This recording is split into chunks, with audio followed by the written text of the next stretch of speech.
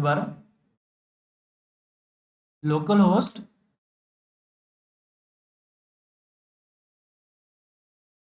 Local host चलने के लिए इतना टाइम क्यों लेता है? लोकल होस्ट चलने के लिए इतना टाइम इसलिए लेता है कि कोड साथ के साथ रन टाइम पर कंपाइल हो रहा है। हमारा जो ब्राउजर है वो नेक्स्ट जे समझने के लिए नहीं बना। वो बाय डिफॉल्ट समझता है HTML CSS और जावास्क्रिप्ट। तो जो नेक्स्ट जेएस का कंपाइलर है जो रस्ट में लिखा है, वो इसको कोड को लेता है, कंपाइल करता है और जिस लैंग्वेज में या जिस चीज को ब्राउजर समझता है वहां पे उसको सेंड करता है। फिर इसकी स्पीड अच्छी हो जाती है, क्यों? क्योंकि वो बिल्ड बना देता है। मैं आपको बताता हूँ कि जब हम लोग करते हैं तब हम लोग एक स्टेबल बिल्ड बना देते हैं npm रन बिल्ड करके।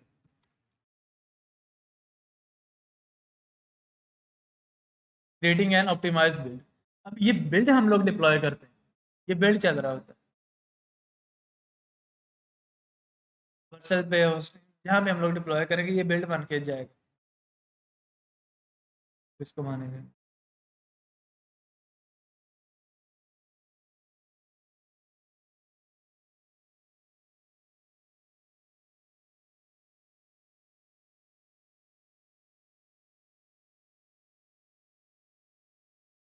अब वो बता रहा है कि आपके कुछ राउट्स बने हैं, ये राउट्स हैं। नॉट फाउंड है, अबाउट एस है, ये बना है। उसके बाद कुछ चंक्स बने हैं।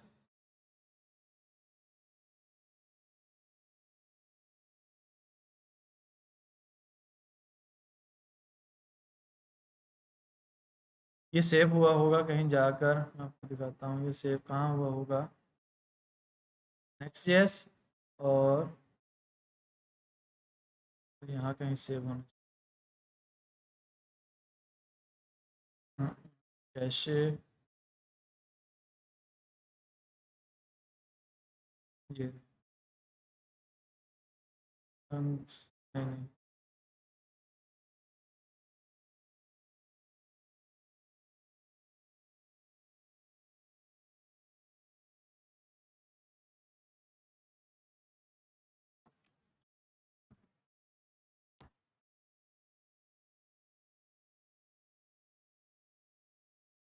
नहीं, ये सेव नहीं हुआ। चाहिए बट ये हुआ नहीं सेव।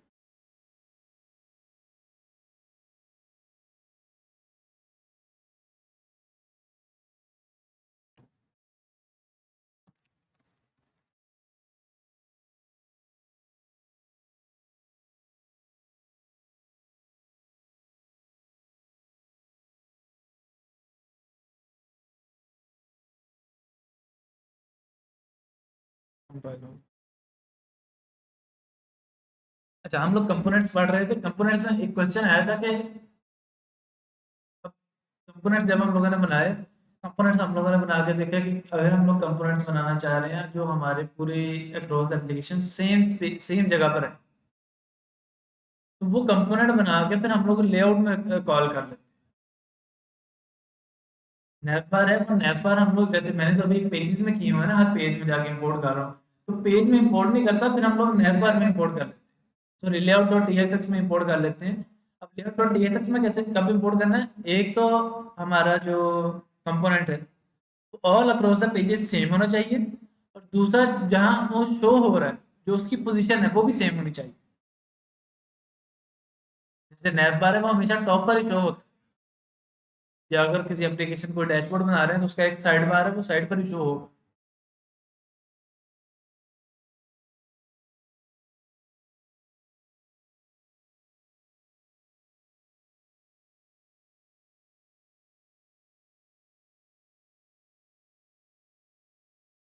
तो जब भी हमारा कोई एक ऐसी एप्लीकेशन बना रहे हैं तो हमें उसमें कोई एप्लीकेशन बना रहे हैं उसमें कोई ऐसा कंपोनेंट बनाया है जिसका साइज, स्टाइल, अंदर कंटेंट, ये सारी की सारी चीजें सेम रहनी, वो हम लेआउट डॉट टीएसएक्स में इंपोर्ट करेंगे। और अगर हम कोई ऐसा कंपोनेंट बना रहे हैं जिसका साइज में या स्टाइल में या पोजीशन में कहीं चेंज आना है, या अंदर जो टेक्स्ट लिखा है या जो भी इमेज वगैरह है वो थोड़ी बहुत चेंज होनी है, वो हम लोग लेआउट डॉट टीएसएक्स में इंपोर्ट नहीं करते। वो फिर हम लोग उस सेक्शन में उस पेज डॉट टीएसएक्स में इंपोर्ट करेंगे जहां हमें वो रिक्वायर्ड।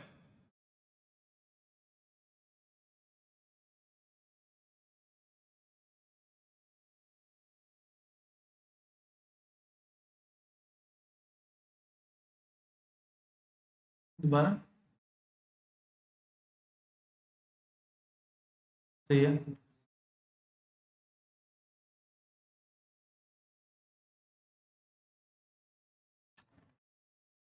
जी सैप, मैं आपको दिखा होम पेज।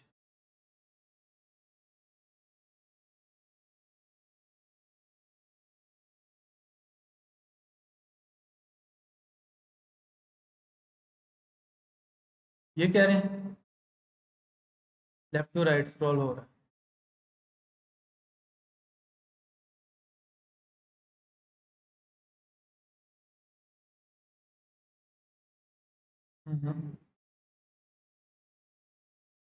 नहीं नहीं, ऐसा तो मैंने कुछ नहीं देखा। हाँ, ऐसे स्क्रॉलिंग में मैंने बहुत सारे इफेक्ट्स देखे हुए हैं कि टॉप टू बॉटम या लेफ्ट टू राइट। कौन सी?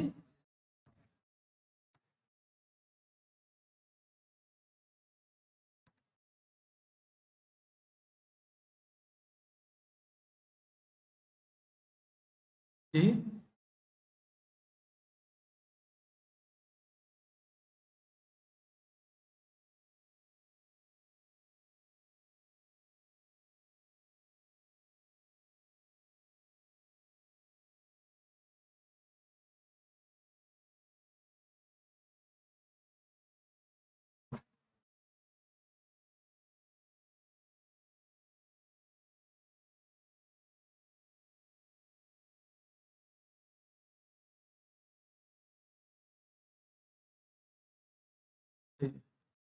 ये एक्सटर्नल लाइब्रेरीज यूज करके एनिमेशन की, मोशन है और डिफरेंट तरह की लाइब्रेरीज यूज करके बंदे।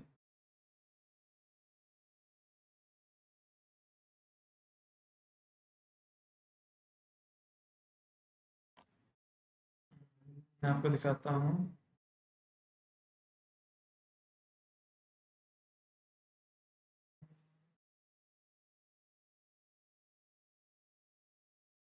ये ऑब्वियसली बात है, ये आपकी स्किल्स पे है ना, आहिस्ता आहिस्ता आपके किस तरफ मूव करते हैं।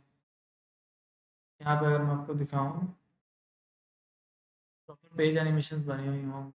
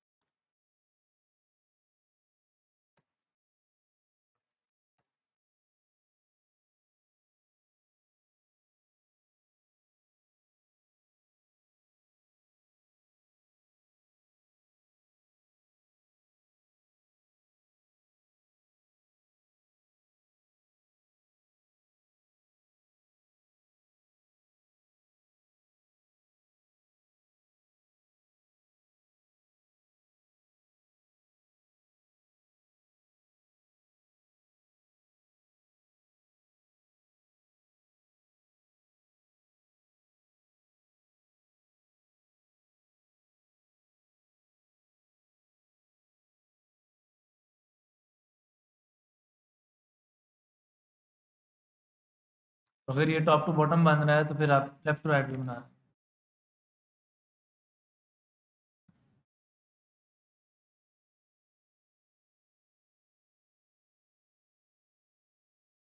अच्छा जी, अब मैंने इस बटन को एक पेज डॉट टीएसएक्स में इंपोर्ट कर लिया।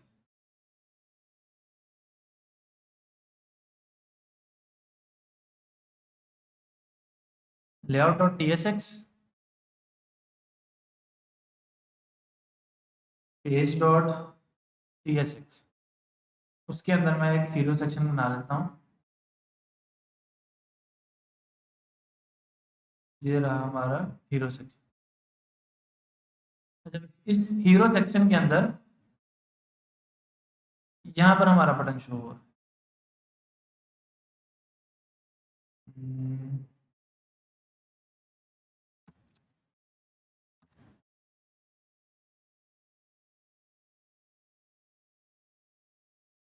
ये देखें, पूरा पहले लेआउट आ गया, फिर उसके बाद ये, और इस हीरो सेक्शन के अंदर ये हमारा बटन कॉल हो रहा है। मैं अगर इसी चीज़ को डायग्राम के थ्रू देखूँ तो ऐसे ही है ना, layout dot T S X, उस layout dot T S X में हमारा पेज, उस पेज के अंदर हमारा हीरो सेक्शन, उस हीरो सेक्शन के अंदर हमारा बटन।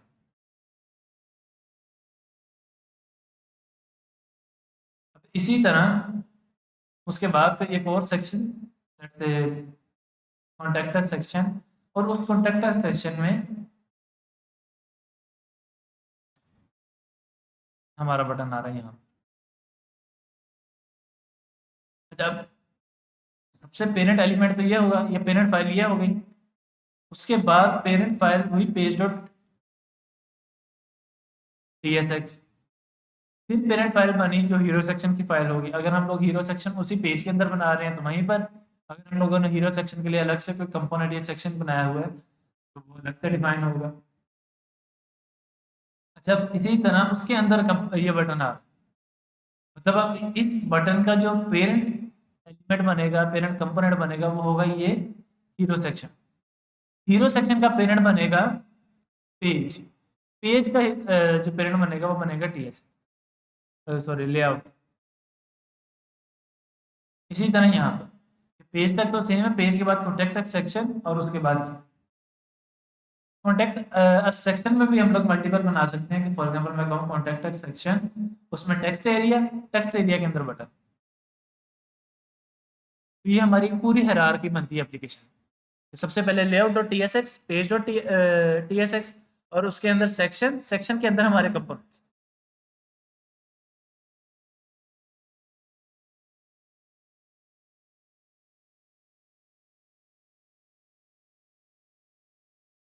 वही मैं कह रहा हूँ ना कि अगर मैंने कंपोनेंट को बना के कॉल भी किया है तो उसकी यूआई यहाँ पर आके शो हो रही है। तो वो जो है शो हो रही है, उस लिहाज से ये सारा के सारे उनके पेरेंट बने।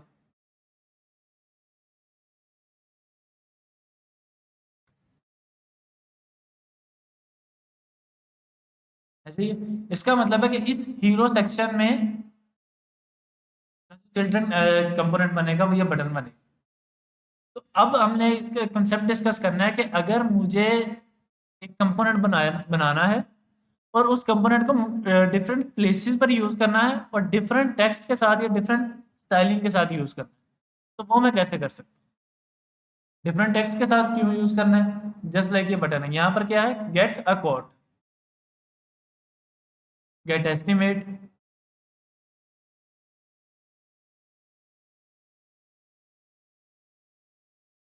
Contact us, apply, read more, learn more, subscribe, and so on, the list goes on. अगर हमें एक बटन बना लिया और उस कंपोनेंट के अंदर जो टेक्स्ट है, जो चीजें हैं, वो हमें चेंज करनी है टाइम के साथ साथ, टाइम के साथ साथ या यूजेज के साथ साथ वो हमें चेंज करनी है, तो वो हम कैसे कर सकते हैं?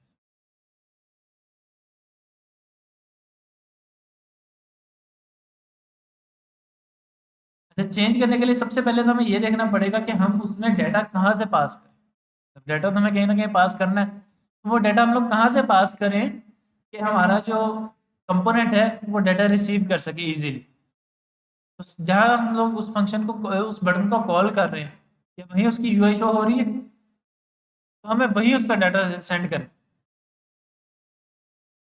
हम मतलब सादी सी में बात करूँ तो जो पेरेंट एलिमेंट है उससे चाइल्ड की तरफ डाटा जाए।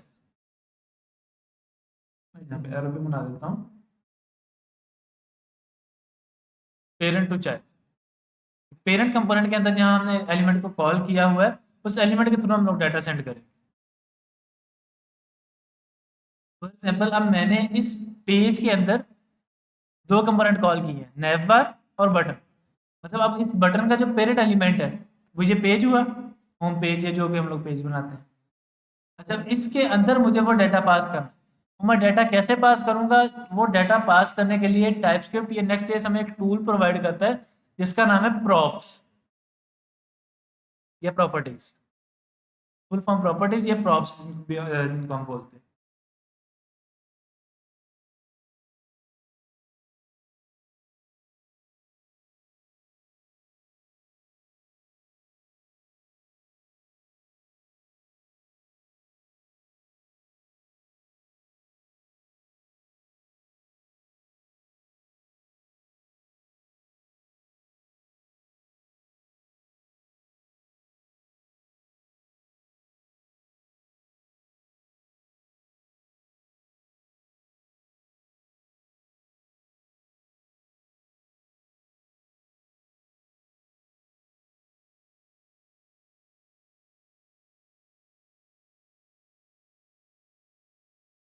इसकी प्रॉपर्टीज में हमें हर पेज पर देनी पड़ेगी।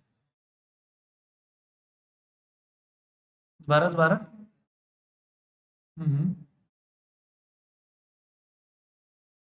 वो अभी हम लोग डिस्कस करते हैं कि प्रॉप्स हमें क्या, जहाँ जहाँ हम लोग बटन को कॉल करेंगे वहाँ वहाँ हमें प्रॉप्स पास करनी है। बिल्कुल। अच्छा, अब प्रॉप्स पास करनी है तो प्रॉप्स पास करने का कोई ना कोई एक स्पेसिफिक तरीका होगा। जैसे हम लोग फंक्शन में पैरामीटर्स पास करते थे और पैरामीटर्स के थ्रू हम लोग उसको फंक्शन को इनपुट देते थे, इस तरह हम कंपोनेंट्स को भी इनपुट दे रहे होंगे।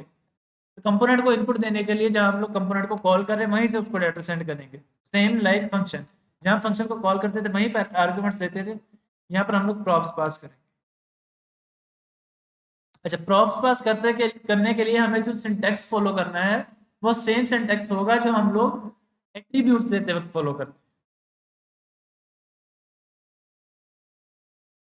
एट्रीब्यूट देते वक्त हम लोग कौन सा सिंटैक्स फॉलो करते हैं? एट्रीब्यूट का नेम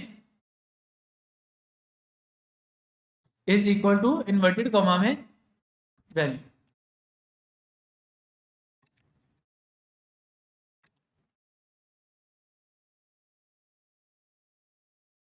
अच्छा, मुझे एरर दे रहा है, मुझे एरर इसलिए दे रहा है क्योंकि मैंने वहां फंक्शन सॉरी बटन के कंपोनेंट में जाके इस वैल्यू को एक्सेप्ट नहीं किया। फंक्शंस में भी ऐसे होता था ना कि अगर हम लोग यहाँ से पैरामीटर पास कर रहे हैं वहां एक्सेप्ट नहीं कर रहे तो वो हमें एरर थ्रो कर दे। तो अब हमें जाके कंपोनेंट में इस जो वैल्यू हम पास कर रहे हैं उसे एक्सेप्ट भी करना है। उसे एक्सेप्ट करने के लिए हमें कोड कहाँ पे करना होगा? इस फंक्शन के पैरामीटर्स जो हम लोगों ने रिएक्ट का फंक्शनल कंपोनेंट बनाया है, इसके पैरामीटर्स के अंदर हम वो वैल्यू को गेट कर रहे हो।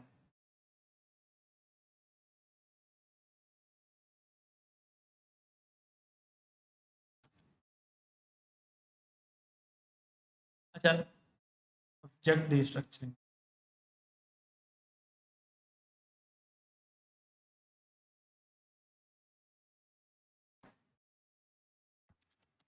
Late abc is equal to, अभी मैं एक ऑब्जेक्ट बना रहा हूँ, नेम abc, डिस्क्रिप्शन abcdef, और कौन सी क्लास और कौन सी प्रॉपर्टी बना सकते हैं? नम 100 अभी के लिए ना। अच्छा, अभी कि मैंने ऑब्जेक्ट क्यों बनाया? अभी हम एक कंसेप्ट समझेंगे ऑब्जेक्ट डिस्ट्रक्चरिंग का। ऑब्जेक्ट डिस्ट्रक्चरिंग का क्या मतलब है कि हम एक ऑब्जेक्ट लेंगे पूरा और उसमें से सिर्फ और सिर्फ वो वाली वैल्यूज एक्सट्रैक्ट कर लेंगे जो हमें रिक्वायर्ड।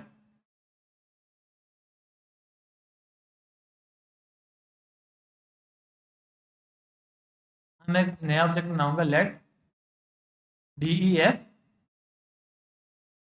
सॉरी लेट नेम और desc is equal to abc।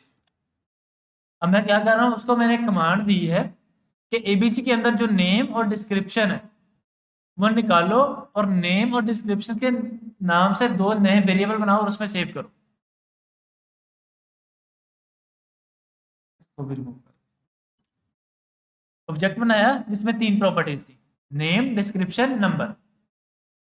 अब मुझे सिर्फ और सिर्फ डिस्क्रिप्शन चाहिए, तो मैं उस ऑब्जेक्ट को डिस्ट्रक्चर कर लूंगा। डिस्ट्रक्चर का क्या मतलब है कि मैं उस डिस्क्रिप्शन को अलग गेट करके यूज करूंगा। अब मैंने उसको अलग गेट कैसे करना है? करली ब्रेसेस के अंदर वही नाम जो ऑब्जेक्ट की की का नाम है। यानी डिस्क्रिप्शन नाम था तो डेस्क के नाम रखेंगे। तो मैंने क्या किया कि ऑब्जेक्ट में से इसको गेट कर लो। अब इसको हम लोग कंसोल लॉग करवा के देख लेते हैं कि क्या ये काम कर भी रहा है या नहीं। तो बटन में से डिस्क्रिप्शन ABCDE है।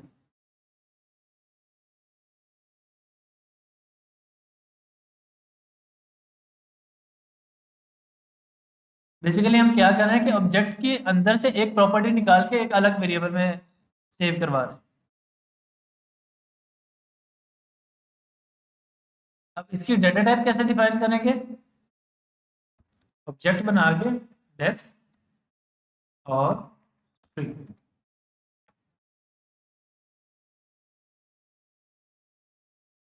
मैं दोबारा एक दफ़ा इसको एक्सप्लेन कर देता हूँ, ये जो मैंने लाइन लिखी है, ताकि ये क्लियर हो जाए। ये क्लियर होगी तो आगे हमें प्रॉप समझ आए।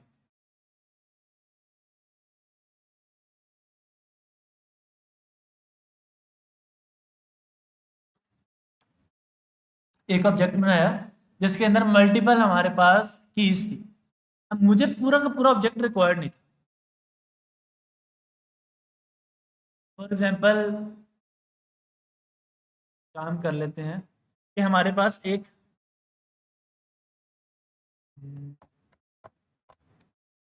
ऑब्जेक्ट है जिसके अंदर मल्टीपल चीज़ें आ रही, मतलब यूज़र की प्रोफाइल का ही ऑब्जेक्ट है। यहाँ पे यूज़र की प्रोफाइल शो हो रही होती है, लेकिन उसमें से मुझे सारी चीज़ें नहीं चाहिए। मैं चाहता हूँ कि मुझे सिर्फ और सिर्फ पिक्चर का जो यूआरएल है वो मिल जाए, ताकि मैं नैव बार पे उसकी पिक्चर शो कर सकूँ।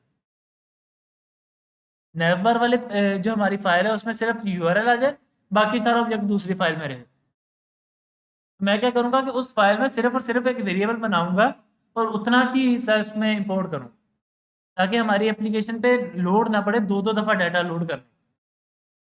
एक दफ़ा पूरा ऑब्जेक्ट जहाँ पे रिक्वायर्ड है वहाँ तो पूरा लोड कर ही रही है, लेकिन जहाँ पे हमें सिर्फ और सिर्फ इमेज रिक्वायर्ड है वहाँ पर वो इमेज ही लोड करे। जहाँ पर नेम रिक्वायर्ड है वो नेम ही लोड करे। मतलब अगर हम लोग देखें ना, फेसबुक की प्रोफाइल के नीचे अक्सर कमेंट बना रहा होता है और लेफ्ट साइड पर सिर्फ आपकी प्रोफाइल पिक्चर लगी आ रही होती है। वो अब वहाँ पर अगर प्रोफाइल पिक्चर रिक्वायर्ड है तो सिर्फ और सिर्फ प्रोफाइल पिक्चर ही लगनी चाहिए, बाकी सारा डाटा वहाँ आके ना लोड बने। क्योंकि अगर हम लोग ऐसे करेंगे तो फेसबुक के ऊपर हर पिक्चर के नीचे हमारी डाटा आएगा और हमारी जो एप्लीकेशन है या फेसबुक है वो बहुत ज़्यादा लोड गेट करेगी, बहुत ज़्यादा रिसोर्सेज डिमांड करेगी। उस चीज़ से बचने के लिए हम लोग क्या करते हैं, ऑब्जेक्ट डीस्ट्रक्चरिंग कर लेते हैं। लेट, मैं ऑब्जेक्ट को डीस्ट्रक्चर कर रहा हूँ, तो जिस नाम से मेरी की बनी हुई है उस ऑब्जेक्ट में, वो इज इक्वल टू जिस ऑब्जेक्ट से मुझे गेट करना है डाटा।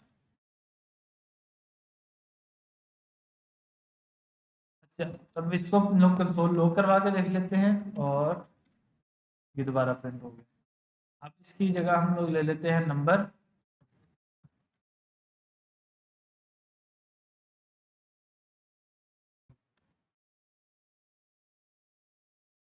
ये नंबर आ गया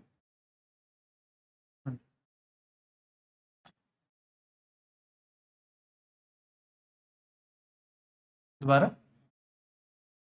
अच्छा, अब इसी की डाटा टाइप कैसे डिफाइन करनी है कि ऑब्जेक्ट जो कर्ली ब्रेसेस लगाई हैं उसके बाहर कॉलन ऑब्जेक्ट लगा के जो की या वेरिएबल का नाम हम लोग रखना चाह रहे हैं वो कॉलन डाटा टाइप।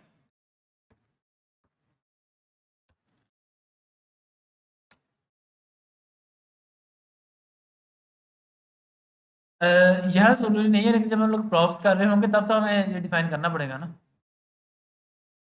क्योंकि हमें वहां से प्रॉप्स यूजर किसी भी सेंड कर सकता है। मैं अगर नेम लिख रहा हूँ तो नेम में हमें स्ट्रिंग ही आनी चाहिए ना, नेम में नंबर नहीं आना चाहिए, तो वहां पे हमें डिफाइन करना जरूरी है।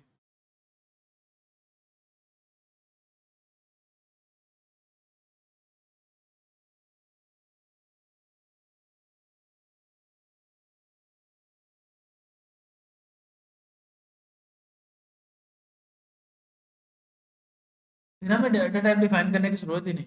अगर कहीं वो एरर दे रहा है तो हम लोग एनी कर सकते हैं, और जब हमारे पास वो डाटा आए तो कंसोल पे जाके हम लोग चेक कर लेंगे और फिर वो डाटा टाइप डिफाइन कर लेंगे। अगर नहीं फिर भी समझ आ रही तो हमारे पास एक कीवर्ड होता है टाइप ऑफ के नाम से, टाइप ऑफ।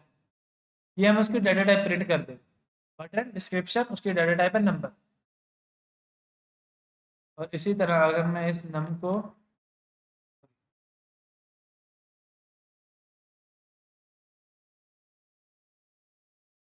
डेस्क और इसको हम लोग कर लेते हैं स्ट्रिंग डेस्क, और मैं इस स्ट्रिंग को बल्कि रिमूव भी कर देता हूँ।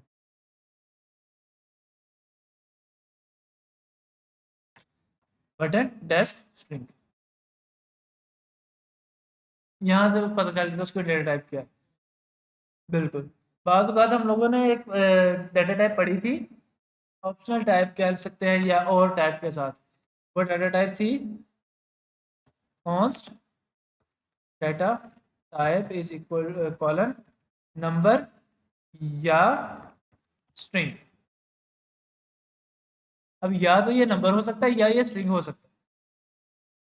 कॉन्स्ट है तो जी जी, यूनियन जिसे हम बोल रहे थे, बिल्कुल यूनियन टाइप्स। अब ये या नंबर हो सकता है या ये स्ट्रिंग हो सकता है। अब अगर आगे मुझे इसको यूज करना है तो मुझे कैसे पता लगेगा कि मैं इसके ऊपर नंबर के मेथड लगाऊं या स्ट्रिंग के मेथड लगाऊं? क्वेश्चन है ना कि नंबर के मेथड और है, स्ट्रिंग के मेथड और है। स्ट्रिंग में तो हम कैपिटल केस या अपर केस भी कर सकते हैं, स्मॉल केस भी कर सकते हैं, नंबर में ये काम नहीं कर सकते। तो फिर हम लोग कंडीशन लगाते हैं कि इफ टाइप ऑफ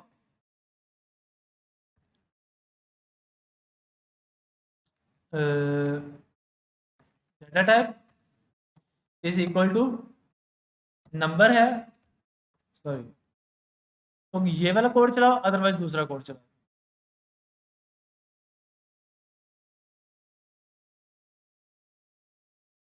यहाँ तक क्लियर है कि ऑब्जेक्ट डी स्ट्रक्चर कैसे करते हैं?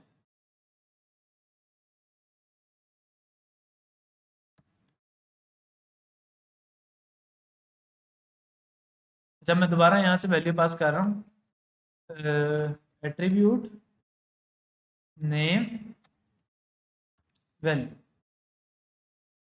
बटन के अंदर ही है जो हमारा रिएक्ट का एलिमेंट होता है, इसके अंदर बाय डिफॉल्ट बहुत सारी प्रॉप्स आ रही होती है, लेकिन हमें सिर्फ और सिर्फ रिक्वायर्ड चाहिए।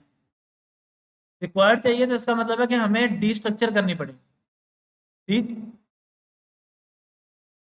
बटन हम लोग रिएक्ट का कंपोनेंट बना रहे हैं ना। अब मैं यहाँ लिखूंगा जो भी मेरी उसका नेम है, एट्रीब्यूट नेम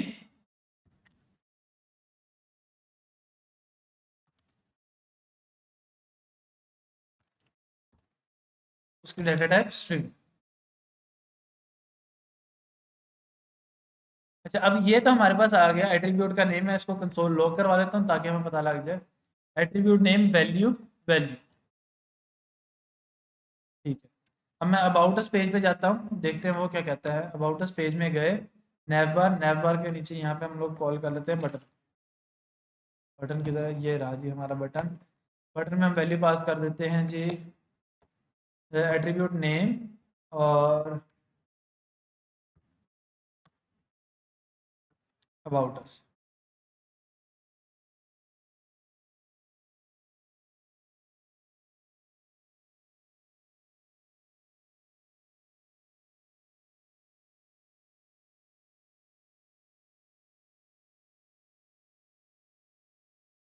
अच्छा जी, स्लैश अबाउट अस पर आए।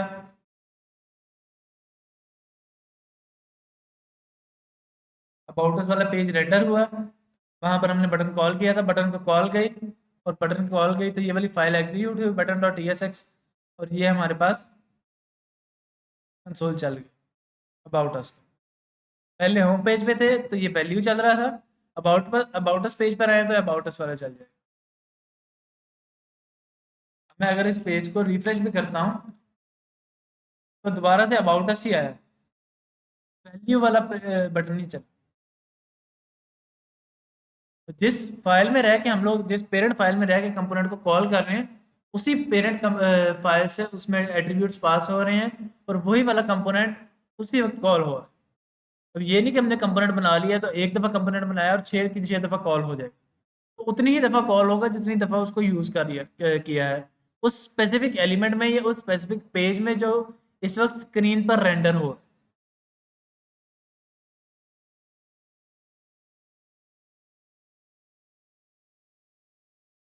अच्छा, अब यहाँ पर जब भी हम लोगों को जावास्क्रिप्ट लिखनी है एचटीएमएल के अंदर, एचटीएमएल लिख रहे हैं, लिखते लिखते हमें लगा कि यहाँ पे हमें जावास्क्रिप्ट रिक्वायर्ड है, जावास्क्रिप्ट लिखनी है। जावास्क्रिप्ट कहाँ रिक्वायर्ड हो सकती है? कोई फंक्शन बनाना है, कंडीशन लगानी है, जो जो हम लोगों ने चीज़ें पढ़ी, को लूप लगानी है, एटसेट्रा, मैप लगाना है। तो उन चीज़ों के लिए हम लोग लगाएंगे सबसे पहले कर्ली ब्रैकेट्स। कर्ली ब्रैकेट लगाने के बाद कर्ली ब्रैकेट के अंदर वो जावास्क्रिप्ट का काम। अभी मैं कहना चाह रहा हूँ कि ये जो मेरे पास वेरिएबल बना है, ये एट्रीब्यूट मैंने एट्रीब्यूट बोल रहा हूँ, पैरामीटर मैंने एक्सेप्ट किया है, इसकी वैल्यू को शो करवाऊँ, तो कर्ली ब्रैकेट लगाकर एट्रीब्यूट ने, अब यहाँ पर वो टेक्स्ट पास हो रहा है, टेक्स्ट शो हो रहा है, सॉरी,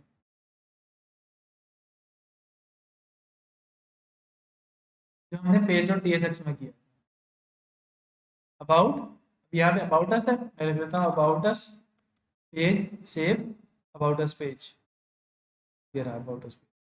अबाउट अस पेज को करा के कह देते हैं जी contact us, contact us.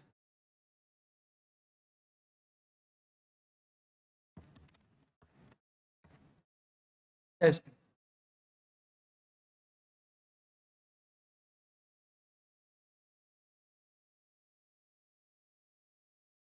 Props की को थोड़ी बहुत समझ आइए कि प्रॉप्स काम क्यों आते हैं। पेरेंट एलिमेंट से चाइल्ड में डाटा भेजने के लिए हम लोग प्रॉप्स को यूज करते हैं।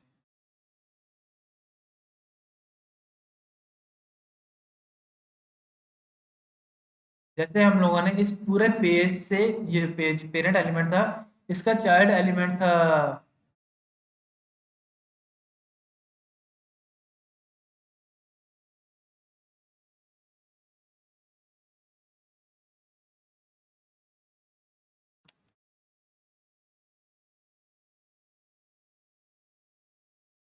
उसका चाइल्ड एलिमेंट था ये button.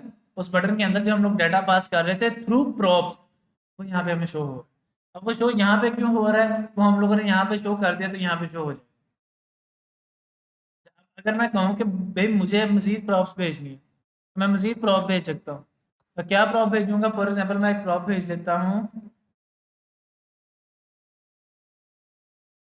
Background colour BG colour, बीजी डैश ग्रीन डैश 600। बटन में आया, बटन में आके बीजी कॉल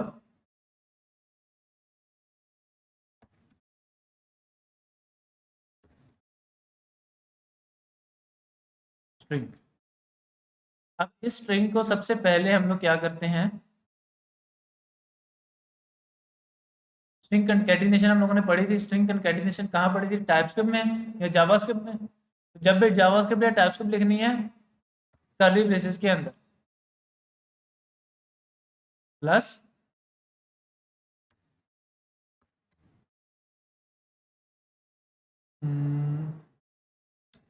बीजी कॉल।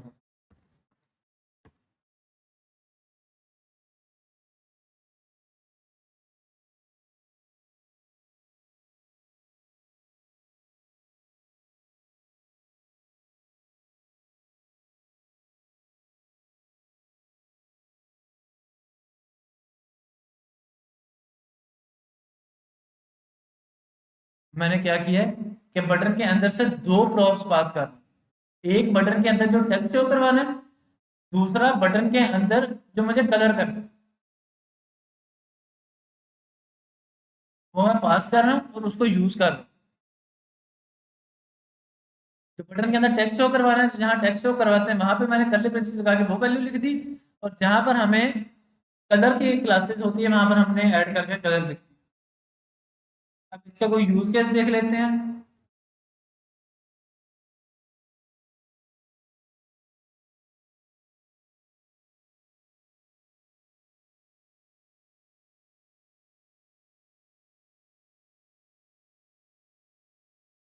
ब्लैक, गिटहब का ब्लैक हो गया, इंस्टाग्राम वाला पिंक, फेसबुक वाला ब्लू, लिंक्डइन वाला ब्लू। अब ये चार कंपोनेंट देखने में एक जैसे ही हैं, एक ही कंपोनेंट है, चार डिफरेंट कलर कैसे आ रहे हैं, उनको चार डिफरेंट डिफरेंट जगह कॉल किया, जहां जहां कॉल किया वहां वहां प्रॉप्स पास कर, कि भाई जब होवर हो तो ये वाला कलर होना चाहिए। अगर हम लोग भी यही काम करना चाह रहे हैं तो यहाँ पे मैं लिख देता हूँ होवर। जैसे ही मैं इसके ऊपर होवर करूंगा, एक मिनट,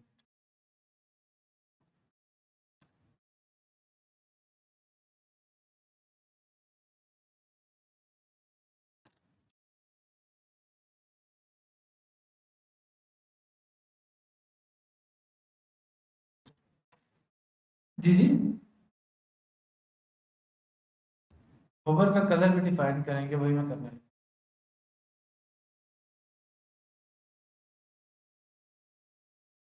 बैकटिक्स।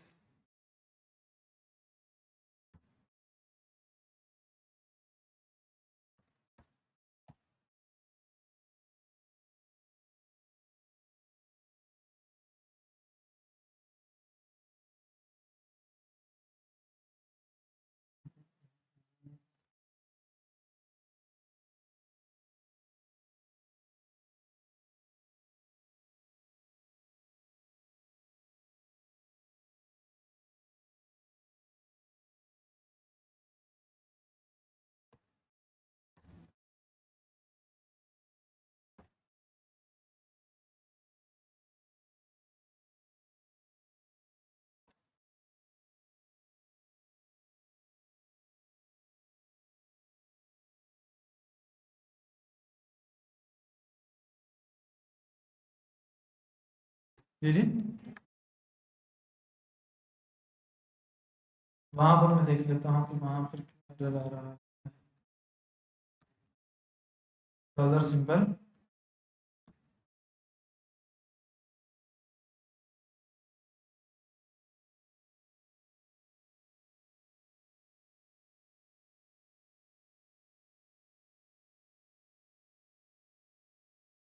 ये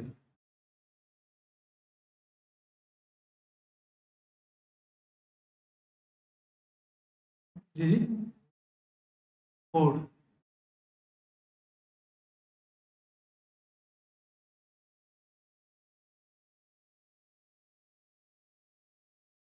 दोबारा। नहीं नहीं, ओवर फिजिकल। अब ये बटन जहाँ पे कॉल हो रहा है मैं वहां पे पास कर रहा हूँ, यहाँ पर अगर मैं पास कर दूं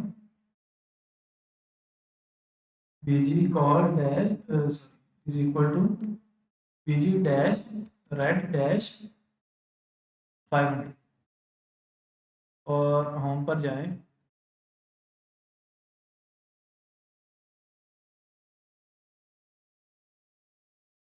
इसमें क्या है?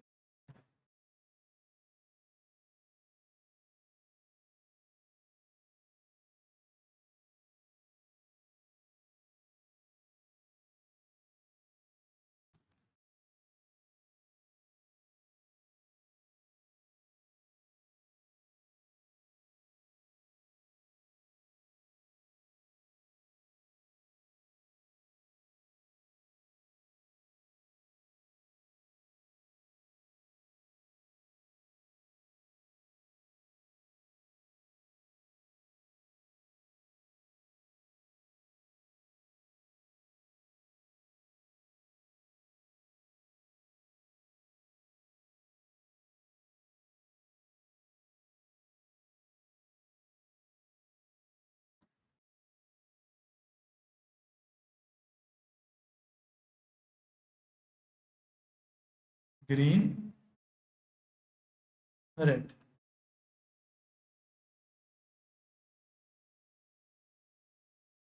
ग्रीन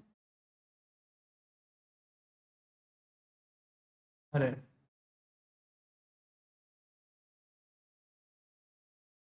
जी जी, जनरल बैकग्राउंड भी लगा देते हैं। जनरल कौन से? जनरल कर देते हैं ग्रे।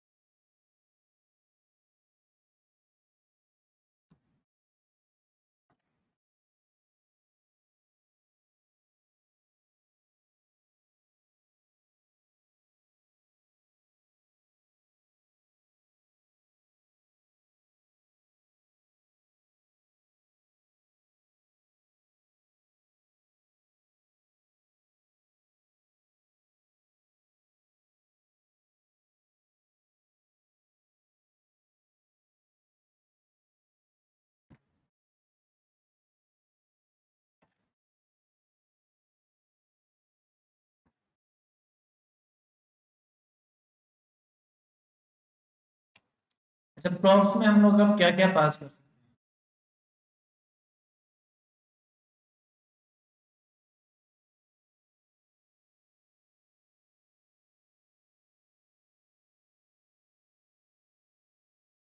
हर चीज़ आ सकती है, हर डेटा टाइप हम लोग प्रॉप्स के साथ पास कर सकते हैं, स्ट्रिंग, नंबर, बूलियन, इवन तो पूरे के पूरा फंक्शन हम लोग प्रॉप्स के थ्रू पास कर सकते हैं।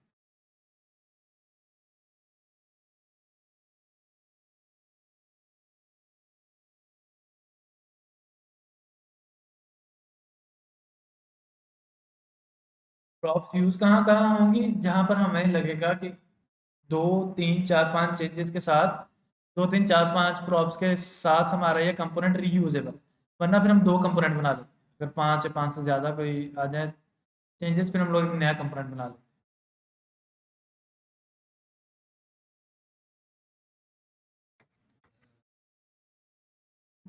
हर कंपोनेंट में ही तकरीबन यूज़ होती है प्रॉप्स। बटन है, बटन का टेक्स्ट हर जगह ही चेंज होगा ना, कहीं अप्लाई नाउ, कहीं कॉन्टेक्ट अस, कहीं check out, add to cart, start shopping, log in, register. Button तो सारा सेम ही रहेगा, टेक्स्ट हर जगह चेंज हो रहा है। वो टेक्स्ट कहाँ चेंज, कैसे चेंज हो रहा है, ऐसे ही प्रॉप्स के थ्रू चेंज हो रहा है। फिर कहीं कहीं विड्थ भी चेंज हो जाती है, कि वो पूरा एक फॉर्म बना रहा है, उस पूरे फॉर्म के width जितनी उस बटन की विड्थ है, तो वो भी क्या नाम है, प्रॉप्स के थ्रू ही उसका विड्थ दे दी जाती है।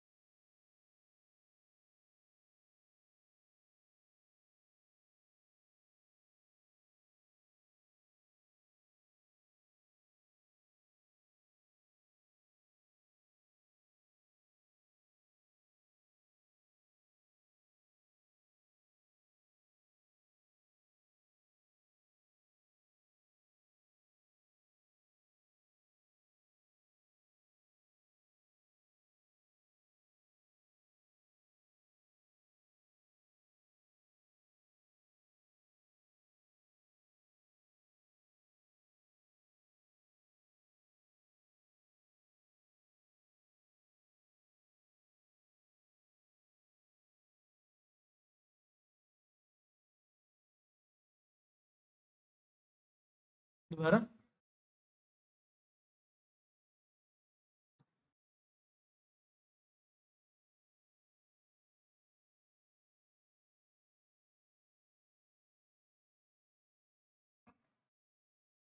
अच्छा, कुछ लोग डायरेक्ट फाइल बनाते हैं, कुछ लोग इस तरह जैसे मैंने फोल्डर बनाया।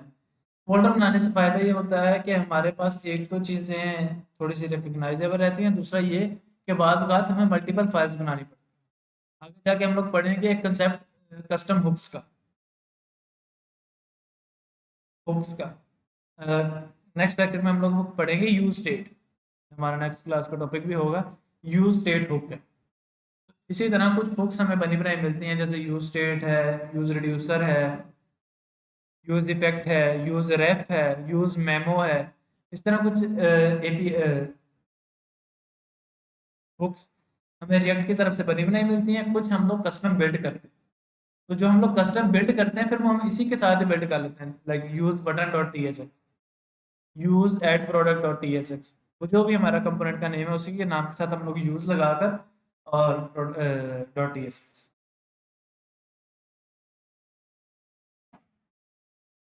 अच्छा जी। अच्छा, क्या हम लोग प्रॉप्स के through from child to parent data set कर सकते हैं?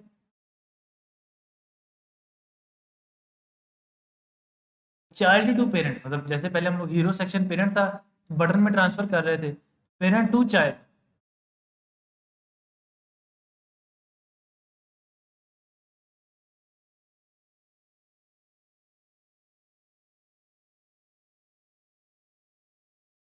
पेरेंट टू चाइल्ड आ जाएगा, चाइल्ड टू पेरेंट नहीं है, वन वे कम्युनिकेशन।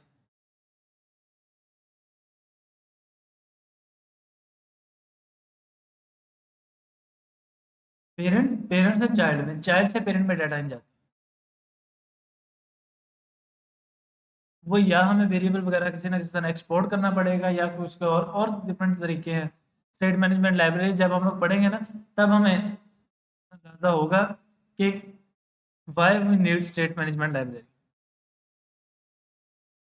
क्योंकि बहुत दफ़ा ऐसा होता है कि हमें चाइल्ड टू पेरेंट डाटा भेजना,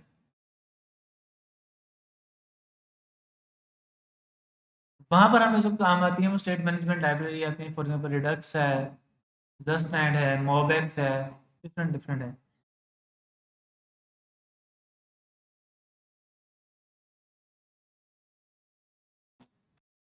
ऊपर दिखाना है, बिल्कुल।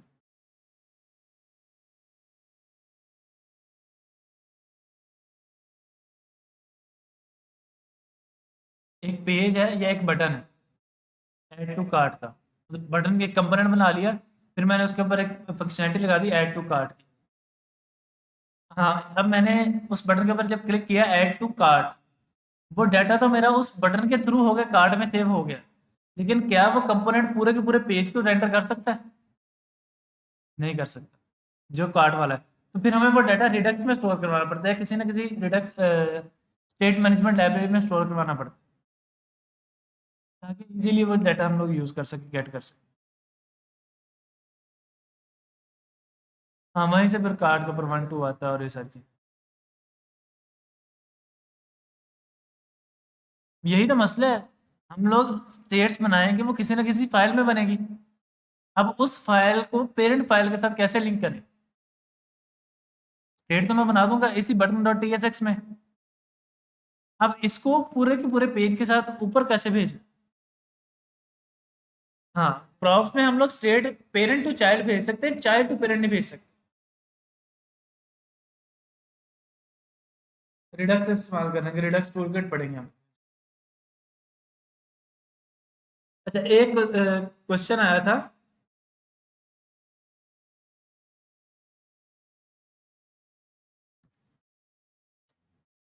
हम लोगों ने शेयर सीन यूआई देखी थी।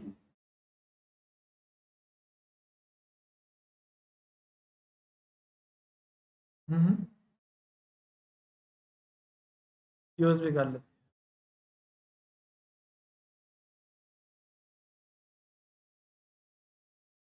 ये टेलविड सीएसएस के ऊपर built in components. For example alert, alerts बने आ रहे हैं, ये कुछ बटन है, ये एक बटन बना आ रहा है।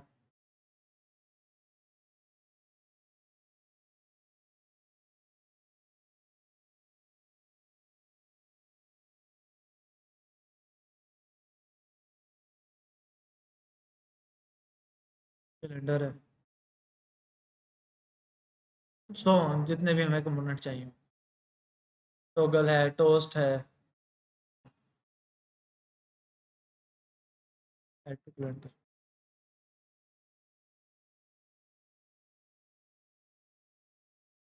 अच्छा, अब इसकी हम लोग इंस्टॉलेशन देख लें। Next JS, shadcn, copy, NPM use कर रहे हैं हम लोग।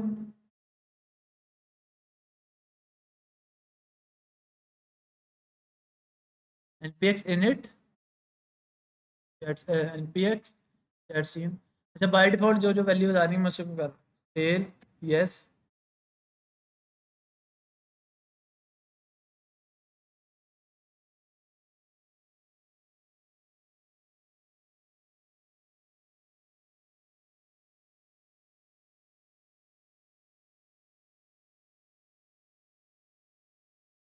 अच्छा, इसके साथ हमारे पास एक लाइब्रेरी एक और इंस्टॉल हुई है, उसका नाम है ल्यूसिड रिएक्ट।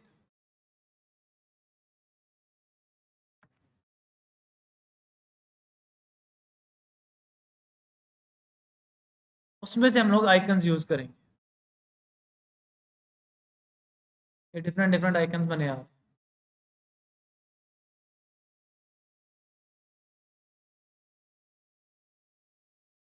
जो भी आइकन हमें चाहिए उसको हम लोग कॉपी करेंगे। तो एम्बुलेंस चाहिए, एम्बुलेंस के नाम के ऊपर कॉपी, और मैं इस बटन के नाम के साथ ही लगा दूँ। एम्बुलेंस।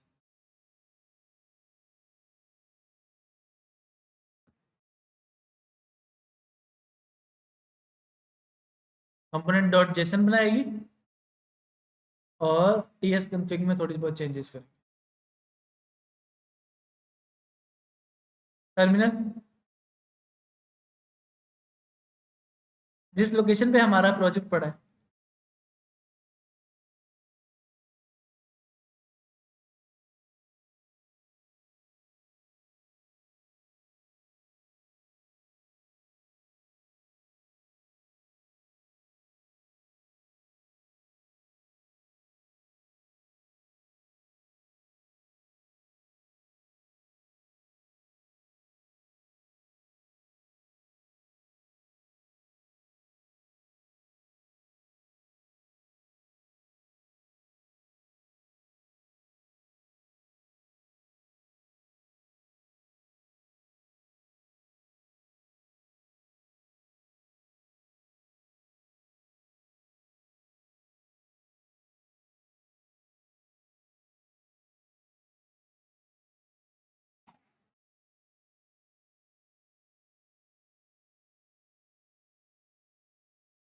अच्छा, इंस्टॉलेशन के बाद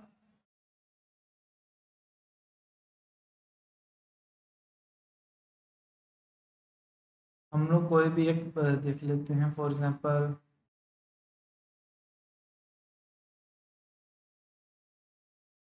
मैं चाह रहा हूँ कि कोई ऐसा हो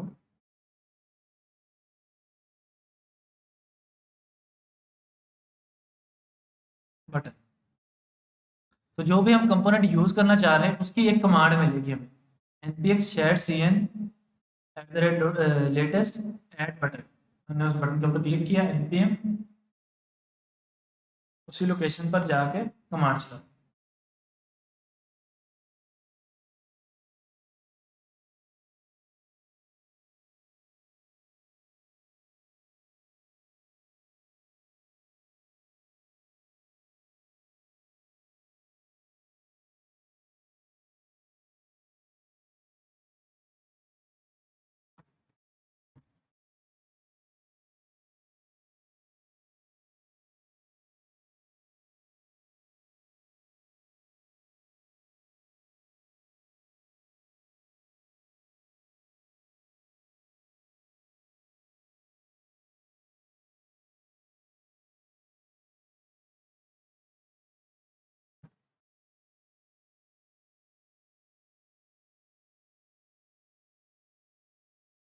अच्छा, अब इस बटन को मैं थोड़ा डिलीट कर रहा हूँ और अब मैं दोबारा से बटन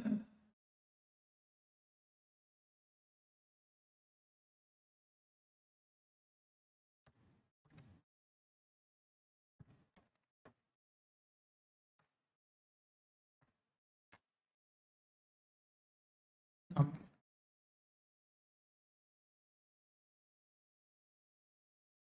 अब अगर मैं इस बटन को करूँ तो अब मेरे पास दो बटन आ रहे हैं। एक बटन जो मैंने कंपोनेंट्स के अंदर खुद बनाया हुआ, बटन के फोल्डर के अंदर एक बटन आ रहा है कंपोनेंट्स यूआई बटन के अंदर। यूआई बटन वाला जो है वो अब हम शेड सीन से लेके आए हैं। अब इसको अगर मैं यहाँ पर कर दूँ तो किस जगह पर आया है, page dot psx navbar about us page में।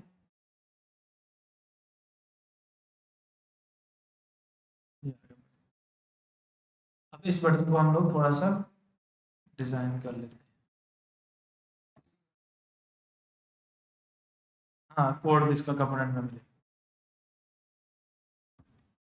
मैं एक चीज़ दिखाता हूँ फिर मैं आपको डिस्कशन करते हैं। ये बटन हमें हमारे पास आ गया।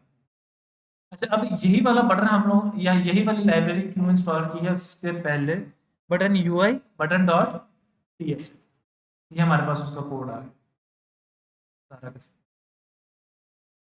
अच्छा, पहले जितनी भी लाइब्रेरीज थी ना, हम लोग पहले वाली लाइब्रेरीज के ऊपर डिस्कशन करते हैं कि पहले जितनी भी लाइब्रेरीज थी, component library, for example material UI थी, चाकरा यूआई थी, एंड डिजाइन थी, और कौन कौन सी थी, मटेरियल सीएसएस थी,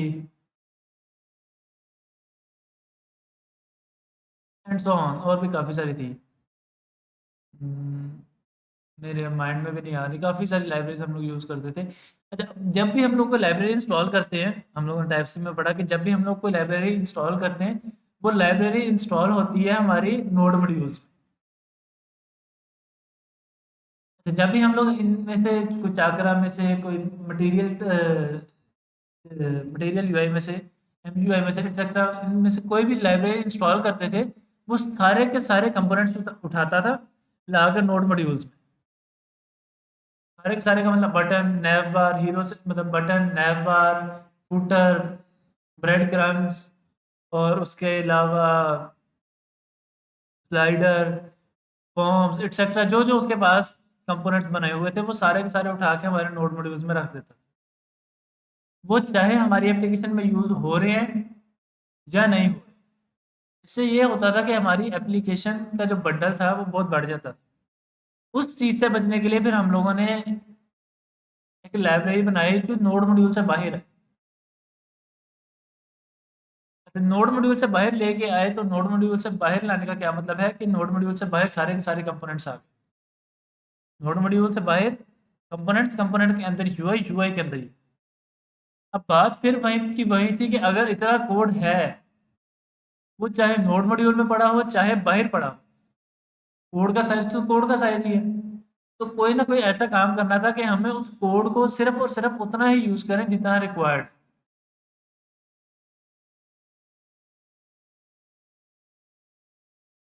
मैंने तो डेवलपर्स ने क्या किया कि एक लाइब्रेरी बनाई जिसमें हम खुद से कंपोनेंट डिसाइड करेंगे कि कौन सा कंपोनेंट इंस्टॉल होना है मेरी एप्लीकेशन में और कौन सा नहीं। और वो कंपोनेंट नोड मॉड्यूल्स में इंस्टॉल नहीं हो। अच्छा, नोड मॉड्यूल्स में नहीं किया, इसका इससे हमें एक और फायदा भी मिला कि कोड सारा का सारा हमारे पास है, हम इसको इजीली चेंज कर सकते हैं। नोड मॉड्यूल में होगा थोड़ी बहुत चेंजिंग करेंगे, पूरी एप्लीकेशन क्रैश।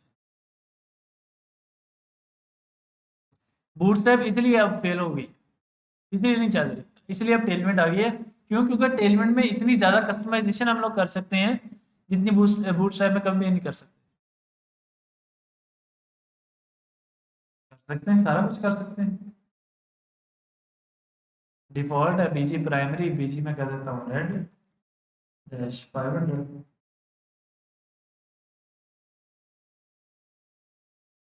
और रेड डैश 500 और प्राइमरी फोरग्राउंड को छोड़ के ग्रीन 900।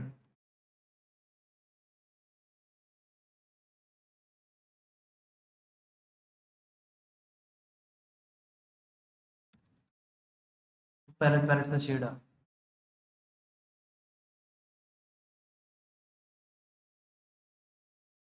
इसके अंदर तो हम लोग जितनी चाहे उतनी चेंजिंग कर सकते हैं।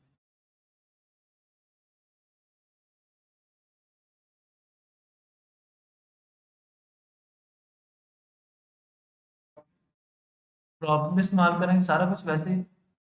प्रॉप्स यहाँ पे पास कर सकते हैं। मैं यहाँ पे अगर मैं चाहूँ तो मैं यहाँ से क्लास नेम पास कर, अब वो क्लास नेम वहाँ पे गेट करेगा क्लास नेम, और यहाँ पर ला के उसे ऐड कर कंकैटिनेट कर दे। वो उसने फंक्शंस बनाए हुए हैं जिनके साथ वो ये काम करेगा, लाइब्रेरी के अंदर ही वो बिल्ट इन फंक्शन।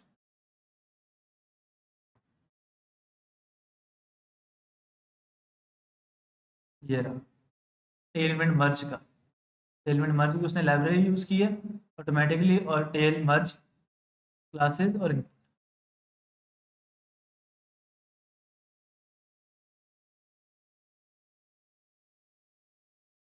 यहाँ तक कोई प्रॉब्लम या कोई क्वेश्चन? प्रैक्टिस करेंगे तो प्रैक्टिस आपको दे देते हैं ना।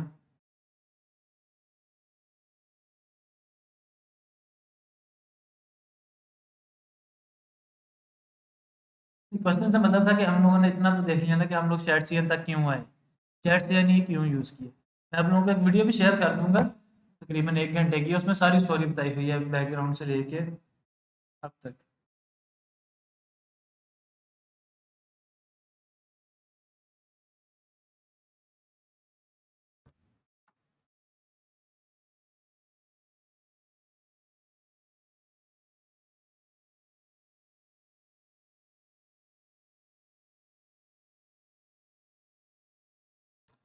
चलिए उसके बाद अगर हम लोग बटन इस तरह कर सकते हैं तो हम लोग कोई भी कंपोनेंट कर सकते हैं। मैंने कोई और इसलिए नहीं किया क्योंकि कुछ कंपोनेंट्स इसमें क्लाइंट साइड है और अभी तक हम लोगों ने क्लाइंट साइड पढ़ी नहीं है। जब हम लोग इंशाल्लाह क्लाइंट साइड पढ़ेंगे नेक्स्ट क्लास में फिर हम लोग उसके ऊपर डिस्कशन भी करेंगे।